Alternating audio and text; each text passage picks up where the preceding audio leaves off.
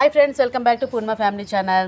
మన ఛానల్లోని నేను motivation stories అయితే చెప్తాను కదండి. ఆ మోటివేషన్ స్టోరీస్లో భాగంగా ఈరోజు నేను చెప్పాలనుకున్న స్టోరీ ఏంటంటే, ఒకరోజు ప్రియా వాళ్ళ ఒక మంచి సంబంధం చూడడానికి అయితే బయలుదేరి వెళ్తున్నప్పుడు ప్రియాని ఇలా అడిగిందనమాట.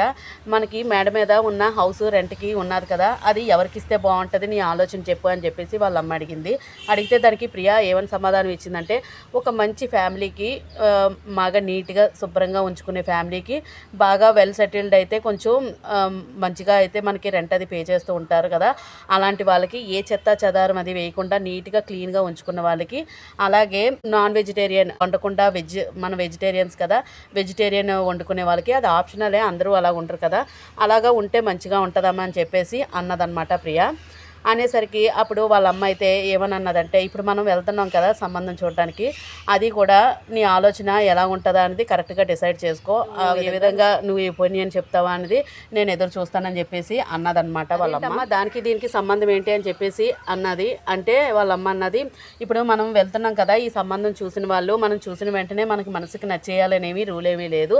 అది నీ మనసుకి ఎలా కనిపించాలి అని అంటే, ఇప్పుడు ఒక ఇల్లు అద్దెకి ఇవ్వడానికే నువ్వు ఇంత ఆలోచిస్తున్నావు, నీ మనసు కూడా నీ మనసుని ఒక ఇంటికి అద్దెకైతే వెళ్తున్నావు, వాళ్ళు బాగా చూసుకుంటే కరెక్ట్గా రెంట్ అది పే చేస్తే, అంటే ప్రేమ అనేది నీకు కరెక్ట్గా పంచితే రెంట్ రూపంలోనే నీవు హ్యాపీగా ఉంటావు. లేదు నీ మనసులోని చెత్తా చెదారం, అంటే ఇంట్లోని నీకు చెత్తా చెదారం పోస్తే బాగుండదని చెప్పేసి అన్నావు కదా, ఆ విధంగా చెత్తా చెదారం కానీ పోస్తే నీ మనసుకి బాధలు అవి కలిగిస్తూ ఉంటే నువ్వు అక్కడ ఉండవలసిన అవసరం లేదు, నువ్వు తప్పకుండా నీ సొంత నిర్ణయం నీ తీసుకోవచ్చు అని చెప్పేసి అన్నదన్నమాట. ఒక్కసారిగా ఆలోచించి మా అమ్మ చాలా చక్కగా చెప్పింది అని చెప్పేసి సరే అని చెప్పేసి అన్నది.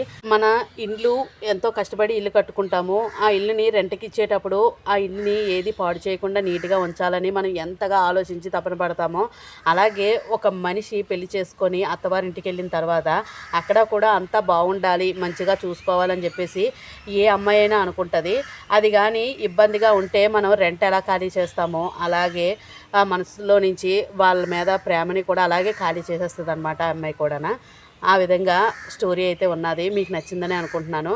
మీకు ఇలాంటి మోటివేషన్ స్టోరీస్ మరెన్నో మన ఛానల్లో అయితే ఉంటాయి, తప్పకుండా వాచ్ చేయండి.